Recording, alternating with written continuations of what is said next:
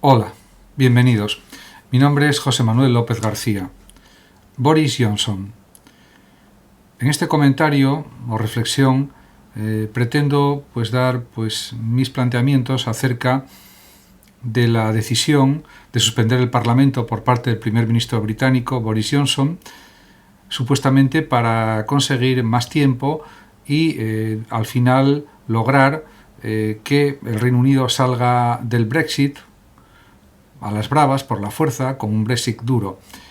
Me parece que esta medida, aunque pueda parecer lo contrario, es acertada, el suspender el Parlamento británico, Westminster, hasta el 14 de octubre, ya sabiendo que quiere decididamente salir de la Unión Europea, el primer ministro, para el 31 de octubre. Y a pesar de que casi todos los medios de comunicación, los propios políticos laboristas británicos, incluso algunos de su propio partido conservador, están echándose las manos a la cabeza porque parece como una restricción de las libertades del Parlamento británico y en general de la política inglesa, considero que habría que analizar muchas más cuestiones en todo este proceso del Brexit, que ha supuesto un proceso de negociación durante años y muchos meses con las autoridades de la Unión Europea, y para llegar a una situación de estancamiento, de bloqueo político, de bloqueo económico, que también afecta negativamente, por supuesto, a la Unión Europea. En este sentido, yo respeto otras opiniones diferentes que consideren que esto no se puede admitir y que habría que ir, por ejemplo, a un proceso de elecciones y también conseguir una especie de aplazamiento constitucional del Brexit e intentar forzar, como ya dije hace un momento, unas nuevas elecciones generales. Realmente considero que esto no es necesario, porque yo creo que habría que hacer muchísimas reflexiones sobre todo este proceso del Brexit que ha durado años y, a mi juicio, es, por la actitud, testaruda de los políticos británicos, de los altos políticos británicos, y lo digo con todo el respeto para los políticos y para la política inglesa o británica. Pero me parece que son actitudes propias de un imperio británico que ya pasó a la historia, que fue durante el siglo XIX, pero el Reino Unido tiene que acostumbrarse, me refiero al gobierno del Reino Unido, tiene que acostumbrarse a que está conviviendo con otras naciones, con otros estados también potentes y poderosos, como son, por ejemplo, Francia, Alemania, España, Italia, y que diríamos que no puede tener una posición de privilegio o predominio sobre los restantes países de la Unión Europea y, sobre todo, sobre la misma Unión Europea. En este sentido,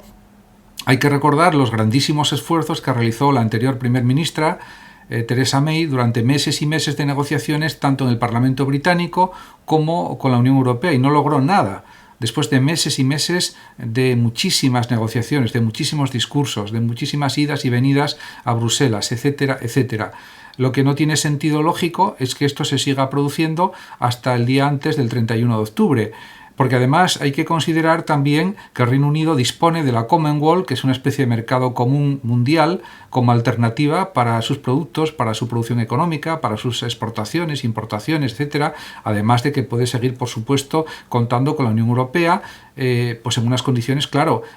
sustancialmente diferentes, pero eso no implica que automáticamente la economía británica vaya a ir a la bancarrota, a mi juicio, y al juicio de muchos economistas que consideran que la Commonwealth es un recurso muy útil para el propio Reino Unido.